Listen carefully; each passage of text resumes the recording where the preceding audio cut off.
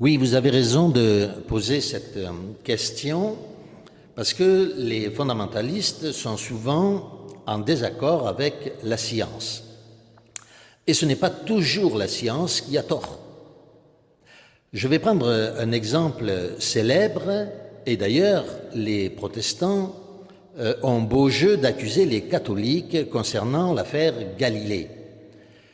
Kepler avait à l'époque, c'était un scientifique, un astronome, avait découvert que contrairement à ce que pensaient les catholiques de l'époque, ce n'était pas le Soleil qui tournait autour de la Terre, mais que c'était bien la Terre qui tournait autour du Soleil.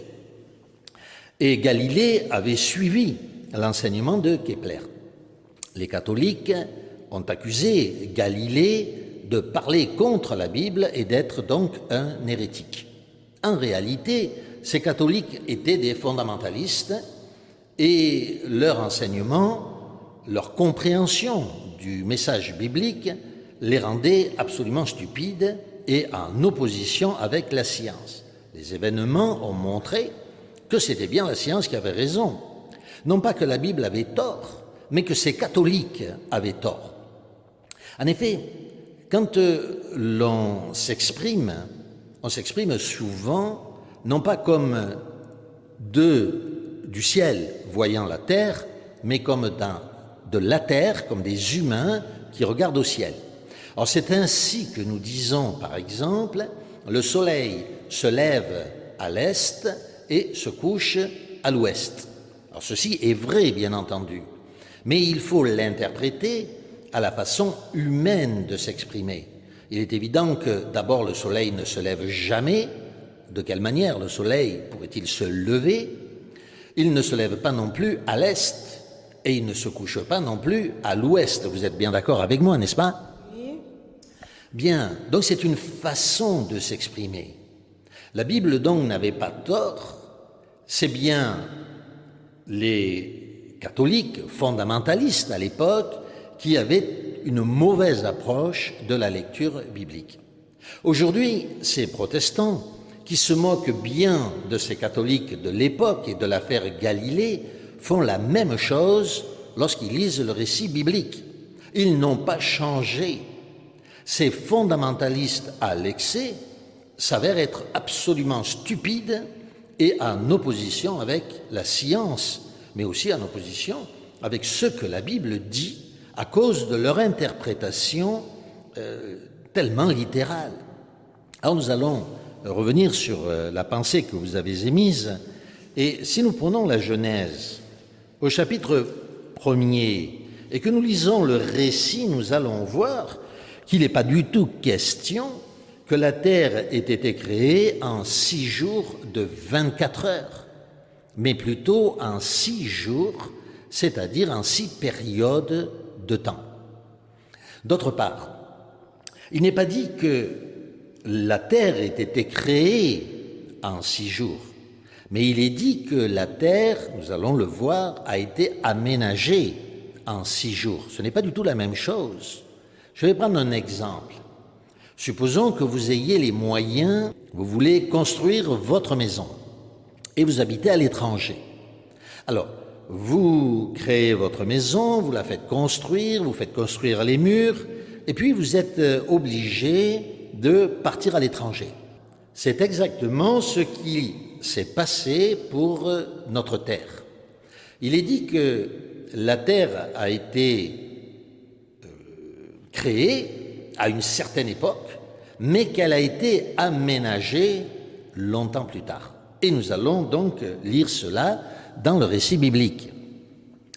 Regardez avec moi, il est dit au commencement, on ne sait pas quand, au commencement, il y a peut-être de cela des milliards d'années, il y a même probablement des millions ou des milliards d'années, Dieu créa le ciel et la terre. Il y a peut-être des milliards d'années, il y a assurément, les scientifiques disent, 14 milliards d'années-lumière, c'est-à-dire des milliards de milliards d'années. Donc, il y a des milliards de milliards d'années, Dieu créa le ciel.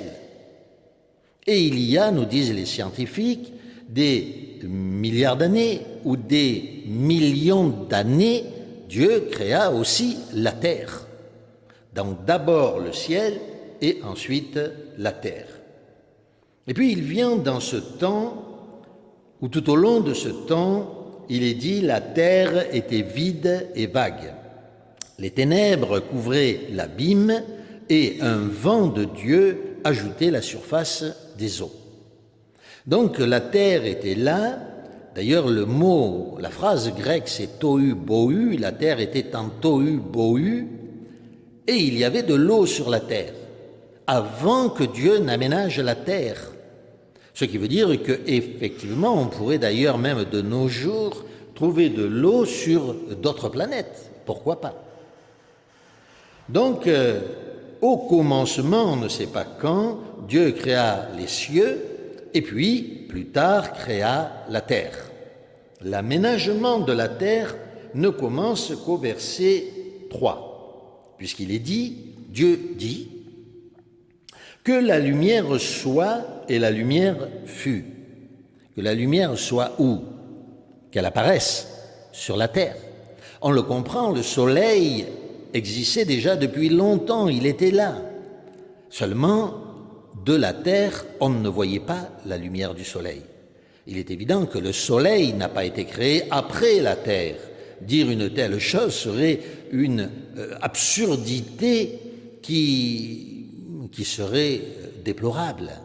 Donc oui, le soleil existait déjà et il est évident que puisque la terre tourne autour du soleil, il fallait que le soleil ait été créé avant la terre.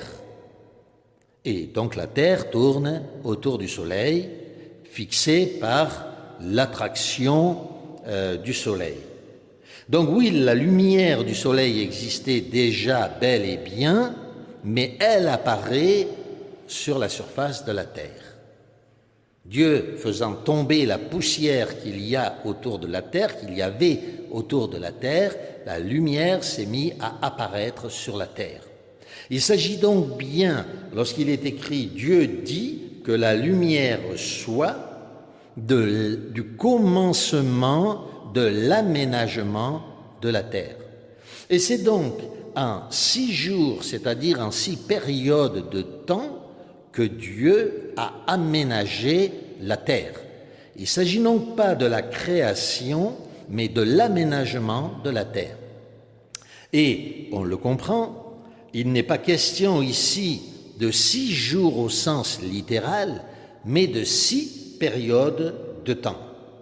Nous en avons d'ailleurs une preuve au chapitre 2, lorsqu'il est dit « Ainsi furent achevés le ciel et la terre avec toute leur armée ».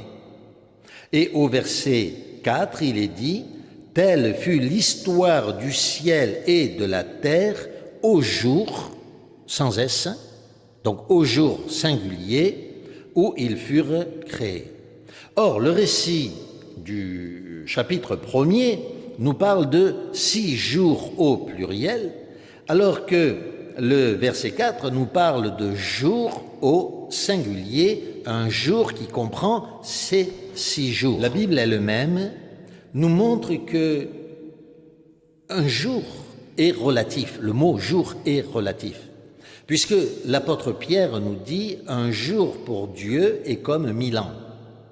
Et même pour nous, en tant qu'humains, nous le savons pertinemment, puisque nous savons que sur la Terre, un jour compte 24 heures, alors que sur Jupiter, pour que la planète fasse un tour sur elle-même, c'est-à-dire un jour, il faut une année entière, un jour est égal à 1 an, et sur d'autres planètes beaucoup plus petites que l'on a découvertes dans notre système solaire, un jour peut être égal à quelques heures seulement. Donc le mot jour, eh bien, a le sens de période, c'est la période entre le soir et le matin, comme le dit le récit biblique lui-même lorsqu'il nous dit « il y eut un soir et il y eut un matin », c'est-à-dire le soir où on ne voyait pas ce qui allait apparaître et le matin où l'on voyait clairement le travail de Dieu terminé. Ainsi, un jour équivaut au sens biblique à une période de temps et non pas stupidement à un jour de 24 heures. Avez-vous bien compris la manière dont nous devons comprendre la lecture du récit des Saintes Écritures? Oui, je comprends qu'il ne faut pas être fondamentaliste à l'excès. Et je pense que les pasteurs aussi qui nous écoutent auront bien compris.